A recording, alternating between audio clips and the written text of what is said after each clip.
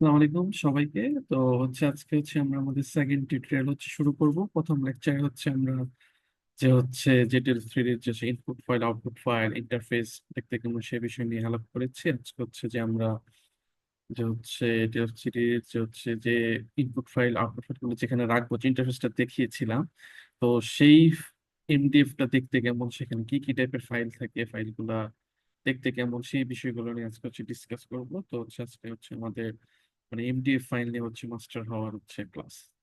তো আমরা যদি ক্লাসে ঢুকি, তো এমডিএফ ফাইল কি সেটা আগে বলি, তো আমরা একটা উদাহরণ দিয়ে চিন্তা করি। যেমন আমরা যখন সাপোজ একটা তরকারি রান্না করি, আমরা কি একটা পাত্র নিলাম। সেই পাত্রের মধ্যে আমরা সাপোজ মাছের তরকারি রান্না করতে চাচ্ছি, মাছ দিলাম, আলু দিলাম, টমেটো দিলাম, বা আদার যে সবজি যে আছে সেগুলো দিলাম। তো যে পাত্রটা যেটা সে বিভিন্ন ওই যে তরকারির ইনগ্রেডিয়েন্ট গুলোকে ধারণ করতেছে, তো সেই পাত্রটাই আমাদের এমডিএফ ফাইল। তো এমডিএফ ফাইল আমাদের যাবতীয় যে ইনপুট ফাইল গুলো আছে, সেটা সবগুলা ওই এমডিএফ ফাইলের ভিতরে সবগুলা থাকে। আমরা যে আগের ক্লাসে বলেছিলাম, গ্রিড ফাইল থাকে আমাদের, ব্যাথিমেট্রি ফাইল থাকে, বাউন্ডারি কন্ডিশন, আদার্স যে আমাদের আহ, যে observation point, cross section point, তো সেই সবগুলা আমাদের ইনপুট ফাইলগুলো আমাদের এমডিএফ ফাইলে থাকবে। তো আমরা আরেকটু ডিটেলস দেখি, যে এটা ইন্টারফেস, যেটা আমরা দেখেছিলাম। এখানে যে আমরা ধাপে ধাপে প্রত্যেকটা এই যে বাম পাশে আমরা আহ, এই যে বারটা সাইড বারটা দেখতে পাচ্ছি, সেখানে আমরা ক্লিক করে করে দেখবো কি কি আছে। তো প্রথমে এখানে আমরা এই ক্লাসটাতে আমরা ওভারভিউ দিচ্ছি। নেক্সট ক্লাস আমরা দেখাবো যে প্র্যাকটিক্যালি যে ফাইলগুলো কিভাবে ইনপুট দেওয়া লাগে। তো প্রথমেই সাপোজ আমি এই ডোমেইনে ক্লিক করি, আমাদের যে এখানে যদি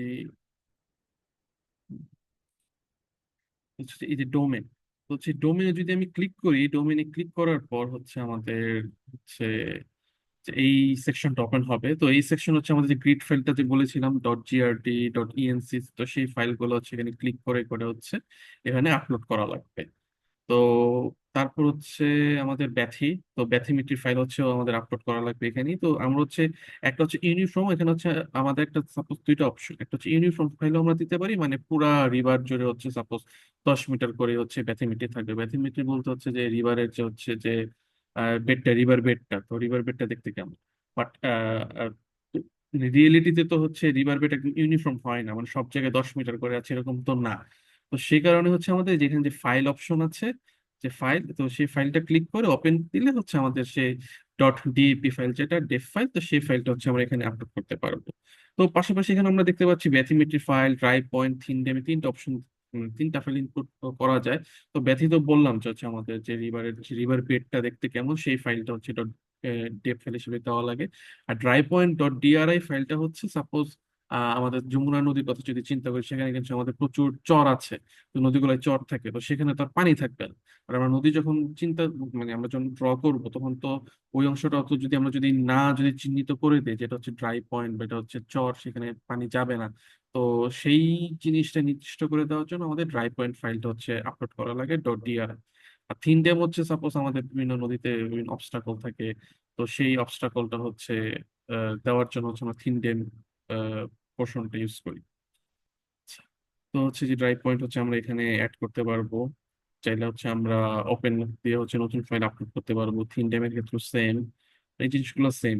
নেক্সট যতগুলো আছে সবগুলোতে দেখো আমরা একইভাবে ফাইলটা আপলোড করা লাগে। তারপর টাইম ফ্রেম। তো টাইম ফ্রেমটাতে আমাদের তিনটা option: reference time, simulation stop, time step, চারটা আর কি। রেফারেন্স ডেটটা আমাদের কোন ডেট থেকে টাইমটা, মানে মডেলিংটা শুরু হবে সেটা। Normally reference time start time সেমই হয়। এটা কিন্তু খুবই ইম্পর্টেন্ট আমাদের মডেল ঠিক মতন রান করার জন্য। কারণ আমরা পরবর্তীতে আমরা যখন বাউন্ডারি কন্ডিশন ফাইলগুলো তৈরি করব, তখন এই ডেটটা কিন্তু ইম্পর্টেন্ট। এই ডেটার সাথে যদি সবগুলো ফাইল না মিলে, আমাদের মডেল কিন্তু ঠিক মতন চলবে না। তো স্টার্ট টাইম দেওয়া লাগবে, মডেল কতদিন আমরা চালাইতে চাই সেটা দেওয়া লাগবে। টাইম স্টেপ কনসেপ্টটা কি, আমরা যদি নেক্সট স্লাইডে যাই, তো রেফারেন্স টাইম তো বললাম যে যে স্টার্ট পয়েন্ট থাকবে। টাইম স্টেপটা মানে মডেল, নিউমেরিক্যাল মডেল মানে ধাপে ধাপে ক্যালকুলেট করে করে করে করে আগায়। তো এখানে আমাদের টাইম স্টেপ দেওয়া লাগবে, যে 1 মিনিট বা মানে এখানে 1 দেওয়া ছিল, 1-এর কমও দিতে আমরা 0.82 দিতে পারি। এটা মানে মডেল কোন টাইম স্টেপ দিলে হচ্ছে চলবে সেটার উপর আর কি ডিপেন্ড করে দেওয়া লাগবে। বাট টাইম স্টেপ যত আমরা কমাবো, সাপোজ 0.5 দিলাম, তাহলে কিন্তু মডেল রান হতে কিন্তু প্রচুর সময় লাগবে। তো ওভাবে হচ্ছে আমাদের একটা স্টেবিলিটি মেনটেন করে হচ্ছে মডেলের হচ্ছে ব্যালেন্সিংটা করা লাগবে। তো টাইম ফ্রেম গেল, তো তারপর হচ্ছে আমরা হচ্ছে সাপোজ যে আগের ক্লাসে যে বলেছিলাম যে আমাদের হচ্ছে বিভিন্ন সাপোজ যে ট্রান্সপোর্ট হয় রিভার ফ্লোর সাথে, যেমন স্যালাইনিটি, টেম্পারেচার, বিভিন্ন পোলোটেন্ট হতে পারে, সেডিমেন্ট আমাদের সাথে ফ্লো হয়। তো সেখানে হচ্ছে আমরা যদি সাপোজ সেডিমেন্ট মডেলিং করতে চাই, তাহলে হচ্ছে আমরা সেডিমেন্ট ফ্লাইট মানে এটা ক্লিক করে দিব। আমরা যে স্যালাইনিটি দেখতে চাই স্যালাইনিটি ক্লিক করে দিব, টেম্পারেচার দেখতে চাই টেম্পারেচার। আচ্ছা, তো হচ্ছে এখানে যেমন হচ্ছে যে আমাদের ইনিশিয়াল কন্ডিশন ফাইল, তো নিউমেরিক্যাল মডেলিং তো হচ্ছে সে ধাপে ধাপে হচ্ছে আহ, বিভিন্ন হচ্ছে ইকুয়েশন গুলো সলভ করে করে আস্তে আস্তে আগায়। ইনিশিয়ালি তো আমাদের কোনো ভ্যালু নাই, তো হচ্ছে এই কারণে হচ্ছে আমাদের একটা ইনিশিয়াল ভ্যালু হচ্ছে দিয়ে দেওয়া লাগবে। তো এখানে হচ্ছে আমরা যতগুলো হচ্ছে যে এর আগের ইয়েতে যে দেখলাম যে হচ্ছে সরি যতগুলো হচ্ছে এখানে যে এই আমরা এই চেক মার্ক দিব, তো ততগুলো হচ্ছে এখানে আমাদের ইনিশিয়াল কন্ডিশনের ফাইল হিসেবে দেওয়া লাগবে। আর ওয়াটার ওয়াটার লেভেল ফাইলটা তো বাই ডিফল্ট থাকাই লাগবে। তো এখানে হচ্ছে আমাদের ইনিশিয়াল কন্ডিশন ফাইল হচ্ছে আমরা আমাদের মতন দিতে পারি, এখানে একটা ইউনিফর্ম ভ্যালু দিতে পারি। পাশাপাশি হচ্ছে আমরা এখানে ফাইল মানে বানায়ও দিতে পারি। ইউনিফর্ম ফাইল দেওয়া আছে, এখানে আমরা ক্লিক করলে আমরা দেখতে পারবো যেখানে হচ্ছে আমরা .ini নামে হচ্ছে একটা ফাইলও হচ্ছে এখানে দিতে পারি চাইলে। নেক্সট হচ্ছে ইনিশিয়াল কন্ডিশন, যেটা বললাম যে হচ্ছে আমাদের মডেলটা স্টার্ট করার জন্য যে একটা ইনিশিয়াল ভ্যালু দরকার, তারপরে ওইটার জন্য হচ্ছে আমাদের ইনিশিয়াল কোটেশন ফাইল দেওয়া লাগবে। তো ডেল থ্রিতে হচ্ছে ম্যানুয়াল হচ্ছে দেওয়া আছে যে ম্যাক্সিমাম আর মিনিমাম লিমিট কত হতে পারে ইনিশিয়াল ফাইলের জন্য। তো হচ্ছে এখানে হচ্ছে ভ্যালুগুলো দেওয়া আছে এবং ইউনিট সহ। নেক্সট আমরা যদি যাই, তো বাউন্ডারি কন্ডিশন, যেটা হচ্ছে আরেকটা ইম্পর্টেন্ট ফাইল। তো এই বাউন্ডারি কন্ডিশন হচ্ছে আমরা যখন হচ্ছে আহ, এখানে কি বলে, যখন ওপেনে ক্লিক করবো, ওপেনে ক্লিক করার পর হচ্ছে এখানে নতুন একটা ফাইল তৈরি হবে। এখানে হচ্ছে বাউন্ডারি কন্ডিশন হচ্ছে যে বাউন্ডারি কন্ডিশন সেই জিনিসটা আছে .bnd ফাইলটা হচ্ছে এখানে আপলোড করা লাগবে ওপেন। আর আমরা নতুন করে ফাইল সেট করতে, যদি আমাদের অলরেডি তৈরি করা থাকে তাহলে ওপেন দিয়ে নতুন ফাইল সিলেক্ট করবো। আর যদি নতুন কোনো একটা ফাইল তৈরি করা লাগে আমরা সেভ দিয়ে সিলেক্ট করবো। এটা হচ্ছে আমি প্র্যাকটিক্যালি দেখাবো। তারপর হচ্ছে আরেকটা হচ্ছে যে এই যে টাইম সিরিজ ফ্লো কন্ডিশন, এখানে হচ্ছে যে আমাদের যে বিসিটি ফাইল .bcc ফাইল যে হচ্ছে এই দুইটা ফাইল হচ্ছে যে এখানে আপলোড করা লাগবে। সবগুলো হচ্ছে প্র্যাকটিক্যালি আমরা হচ্ছে দেখবো হচ্ছে কিভাবে আপলোড করা লাগে। আপাতত এখানে জাস্ট ওভারভিউ দিচ্ছি। আর এখানে হচ্ছে আমাদের আহ, এখানে হচ্ছে আমরা যেমন সাপোজ এখানে কিছু কনস্ট্যান্ট জিনিসগুলো হচ্ছে আমাদের অ্যাসাইন করে দেওয়া লাগবে, যেমন গ্র্যাভিটির ক্ষেত্রে ওয়াটার ডেন্সিটি কত হবে এই জিনিসগুলা। আর মেনলি হচ্ছে আমাদের এখানে ইম্পর্টেন্ট হচ্ছে রাফনেস। তো এটা হচ্ছে এখানে আমি জাস্ট একটা ওভারভিউ দেখাইছি যেখানে কি আছে। তো হচ্ছে পরবর্তীতে আমি প্র্যাকটিক্যালি যখন দেখবো দেখবো যে রাফনেস ফাইল .rgs ফাইল কিভাবে আপলোড করা লাগে প্রত্যেকটা জিনিস দেখবো। এমনকি এখানে যদি আমি সাপোজ যেমন সেডিমেন্টের জন্য আমরা আলাদা ফাইল আপলোড দিতে পারি। যদি আমরা সাপোজ আমরা যদি টেম্পারেচার যদি চেক মার্ক দিতাম, তাহলে হচ্ছে আমাদের হচ্ছে .tem ফাইল আপলোড করা লাগতো, এখান থেকে আপলোড করা লাগতো হিট ফ্লাক্স মডেল হিসেবে। তো সেই জিনিসগুলো আমরা দেখবো। আচ্ছা, তো এখানে মনিটরিং এর কথা যেটা বললাম যে আমরা হচ্ছে ক্রস সেকশন ওয়াইজ মনিটরিং করতে পারি, পাশাপাশি হচ্ছে অবজারভেশন একটা স্পেসিফিক পয়েন্টও আমরা মনিটর করতে পারি। অবজারভেশন হচ্ছে জাস্ট আমরা স্পেসিফিক পয়েন্ট, সাপোজ জাস্ট একটা, সাপোজ আমি যদি চিন্তা করি যে আমি চাঁদপুরের কাছের কোনো একটা পয়েন্ট হচ্ছে আমি মনিটর করতে চাচ্ছি, তো সেই পয়েন্ট হচ্ছে আমরা অ্যাসাইন করে দিতে পারবো। ক্রস সেকশন বললে তো আমরা পুরো রিভার বরাবর, প্রস্থ বরাবর যে হচ্ছে একটা ক্রস সেকশন টেনে সেই ক্রস সেকশন বরাবর আমাদের আউটপুট গুলো কেমন আসবে সেই জিনিসগুলো আমরা অ্যাসাইন করে দিব। তো অবজারভেশনের যে হচ্ছে ফাইল যেটা বললাম যে আগের ক্লাসে, যে .obs, আর ক্রস সেকশনের জন্য .crs। আচ্ছা, এখানে যে সেম যে জিনিসগুলো বলেছি যে হচ্ছে যে এটা হচ্ছে ক্রস সেকশন ফাইল .crs আমরা ক্রস সেকশন বরাবর দিয়েছি।